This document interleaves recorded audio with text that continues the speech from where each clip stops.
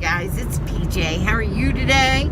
I wanted to talk to you about something. I had two different couples come to me this weekend with problems. And most of the problems come down to, are you a good friend? And that's what I noticed lately. The one couple was an internet couple. I'm not going into names, but and then the other couple was not. And both couples had a common theme problem with their relationship. And so while they each wanted something different out of the other, one wanted this and one wanted, the man wanted X and the woman wanted Y, right? And you say, okay, well, this is their needs aren't getting filled on either side for two completely different reasons, right? The true problem is are you treating your relationship like your best friend? And if you're not, how do you plan to be together? Okay, so let's say, and what I notice is these relationships are very full of animosity. You did this and you did that and you're not doing this and you're not doing that, as opposed to, what can I do to help her? What can I do to help him? Right? Because if that's your best friend, right? One of your best friends, it should be your partner. I mean, if you're not friends, and when you say to yourself, your friend is not feeling well, is depressed, is sad, is sick, is hurt, is needing something, why would it be any different if that person is your partner, your boyfriend, your girlfriend? Why would that change? Why is it not okay to fulfill their need as a friend? So if your friend said, I'm depressed lately, things aren't going the way I want them to, let's just say, I'm just throwing it out there, right? Why would it be that you're not what can I do to help? Wouldn't you say that to your best friend? Wouldn't you say to any friend? If somebody came to you and had problems and was unhappy about something, wouldn't you say, how can I fix it? What can I do as your friend to make it better?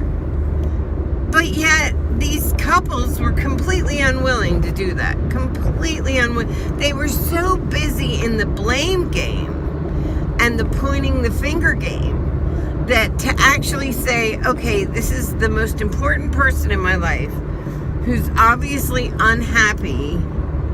What can I do to make it better? And that's what I noticed. There becomes a lack of that in relationships where it's about you're a big boy, you handle it yourself, or you're a grown woman. Why should I take on that stress? Yet that same person will get on the phone with a friend and be oh buddy, how can I help? What can I do?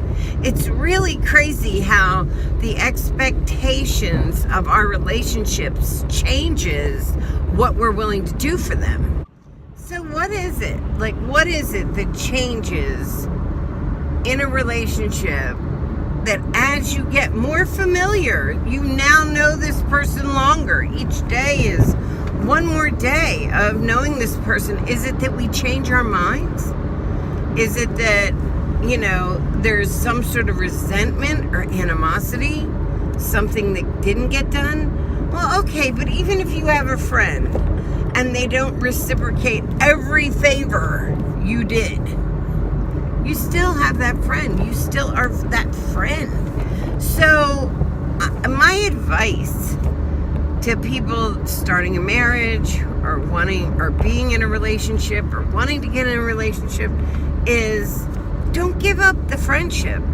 Don't give up the fact that you and that person are friends, and friends will do anything for each other. Friends will stay up all night and listen to your woes.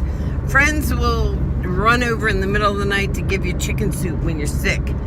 Friends will, but the same person that's that friend that'll run over in the middle of the night and give you chicken soup if you're sick won't get up and turn off the light.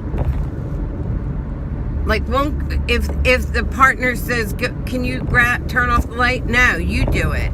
Like, that is where I see so much go crazy in relationships. The simple things, the friendly things. Like, every time you're get into a fight, that doesn't mean that should like continue on into these and then relationships fail because of it, because they either don't think it's fair, or when the truth is that if this was your best friend and somebody made them feel badly, what wouldn't you do to make your friend okay? Nothing, right? I mean, that would be the answer, right? Well, there's not much I couldn't do to make it okay. Try to keep that in your heart. Try to remember that this just isn't your boyfriend or girlfriend. This is your friend. That this is somebody who knows probably more about you than anyone else. And if they're not behaving as a good friend, talk to them about it. And the other thing is, sometimes people are like, if somebody's not behaving like a good friend to you, your partner is not behaving like a good friend to you, right? Which means that you back them. You back them up when they're in trouble. You don't jump on the bandwagon. You back them up. Even if it's not so much that you agree or disagree with them, you back them up. You have their back, right? But I find that couples don't do that, yet friendships do. So that's what I'm talking about. These same people have friendships that they're great at, yet they can't be each other's friends. So be friends. If you want to keep a relationship forever, make sure you're friends first. Make sure you have that bond, because the divorce rate is 50%. And so many times what I see are people that are frustrated with their own lives or their own selves, and they take it out on their partner and somehow make it their fault. And there's no clear thought into what you're doing. And these relationships go away. And then people are crying because they want their friend, they want that back. They've built that relationship. They put a lot towards it, but they ended up ruining it in the end because they just couldn't remember what a good friend they were. They couldn't remember that. They forget it. They find it hard or burdensome to maintain the same thing they would do for any fucking friend they have that they can't do for their lover and probably the closest person to them in their life. And that's insane, to waste those relationships. Complete waste. Even when I left Wolf, I couldn't do it anymore. I couldn't do the craziness anymore. But I still maintained that friendship, you know. I liked him. He was, I'd known him since I was 17 years old, and that's why you'll see him on the vlog and stuff. And he's nuts. He's not talking to me right now, but I still love him. He's my friend, and there's nothing I wouldn't do to make him better and make him feel good, or make him, do you see what I'm saying? If you both maintain that thought, even if you can't live together, maintain the thought. This is your friend. Write down on a piece of paper the last 10 things you did for your good friends, for your best friends in the world. Write it down on a piece of paper. Have you done that for your man? Have you done that for your woman? Have you made sure she felt like confident because you beefed her up? You made her feel better? How many times have you told your girlfriends how pretty they are when they're feeling ugly? You can't do that for your man, your girlfriend, come on. It's silliness. And that's a head game. That's a game. So, if you value your relationships, I've watched 2 go to hell very quickly. If you value those relationships, be a good friend. That's all. Just be a good friend. The rest will come. The laughing and the cuddling, that all comes.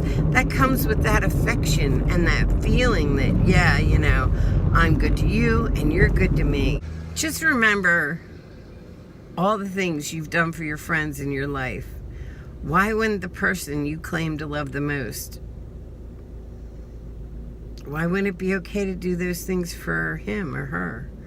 And if you can feel that way and think that way, your relationship will be deeper and last longer.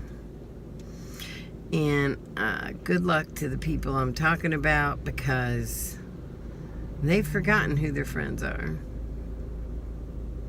Sad.